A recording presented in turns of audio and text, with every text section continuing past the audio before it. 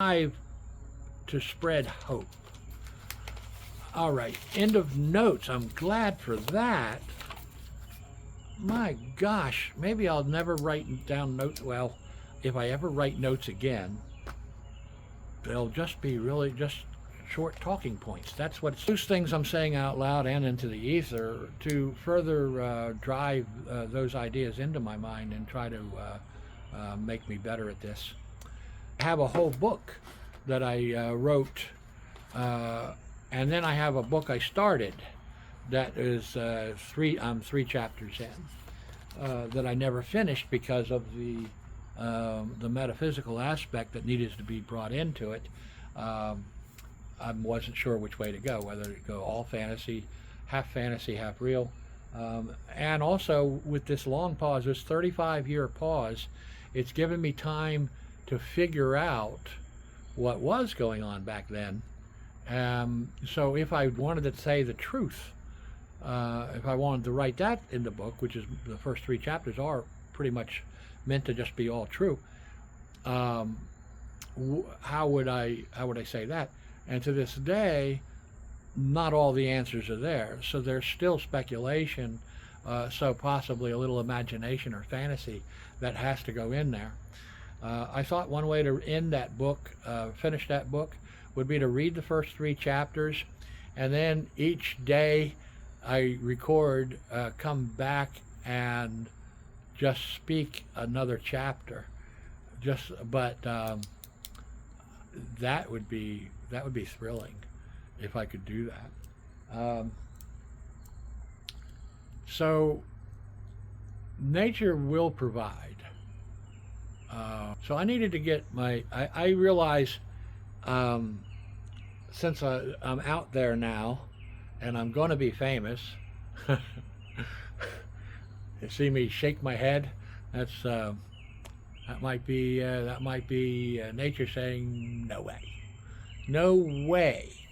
And all my friends are going, no way. Actually, some of my friends say I should be, or I am already famous. So into some degree, I suppose I am already, and so maybe I'm already happy, or maybe I want more. At any rate, I can be a little vain, and I would rather the hair have more of a statement than the beard, and the beard was getting to have as much or more of a statement than the hair. So I did decide to go ahead and have the beard put into a neat state, so that it gives me a better look, and it gives the hair a little bit more say in my appearance. This was specifically what was on my mind, and this is what I did. Nature confided in me one time. It let me know how attraction works, or better said, how the system of pulls and pushes move along. As time moves, so do we. Nature needs to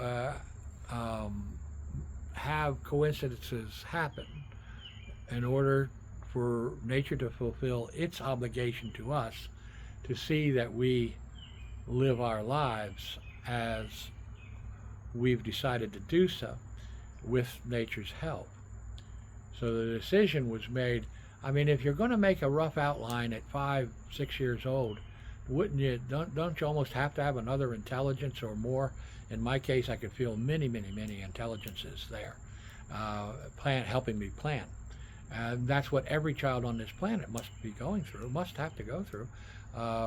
Lots of intelligences helping with the outline, and then never remembering that they ever made an outline. They're just little people with a subconscious now. The subconscious is tied directly with the helpers of nature, and they go about the rest of their lives with nature filling in the details, and they're doing their rough outline. But think about that, if that's true. If I'm right about that, and the guy that wrote the book about that, if he's right about that, then what kind of outlines are people making? Not just people. I'm talking 5, 6 year old babies. When they turn from being a baby into being a little adult, or not a little, they're not an adult yet. They're a little person.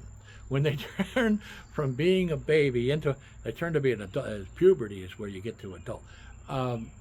This is an earlier time. This is when you develop a subconscious. When you turn into a little person, you're not a baby anymore. That's because you can have a conversation with yourself now that you couldn't have before. You've got a subconscious to talk to. That subconscious is directly connected with the guiding forces in nature, which is includes, as far as I could decipher, a number of intelligence that can be communicated with, a number of different intelligences. So we could almost say, this is when this pause specifically is for people to catch up, and I'll get more and more used to that. As I'm going to be needing to make pauses, so the things I say that seem so radical that people can catch up with what I'm saying, and that is something that I'll be having to cope with. Kind of mandatory pauses, which is what the noises do. There's clicks in nature. When there's noises, when there's a click, for me, I receive personal communication.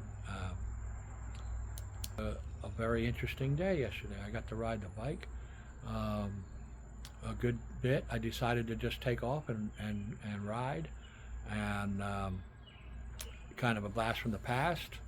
I went and saw an old friend from the good old days, and went back by my house and where I grew up for the most part, and where I used to ride the mini bike and the dirt bikes, and an hour and 25 and counting. So back to the beard. I like it. I think it's better this way. I believe in time. Entirely different look. And right now, with all this philosophy or whatever it is that I've got, the beard helps me look philosophical. So I'll leave it for now. And I like that. I can see my hair now more. So the way nature works, the way it brings people together or makes anything happen. At least nature works on attraction, and so I need to do something. There'll be someone very attractive, or maybe it's a really cool car that I'm going to go see, that I will see in my travels. It's just kind of, nature kind of leads you there. It's almost like you're a blind a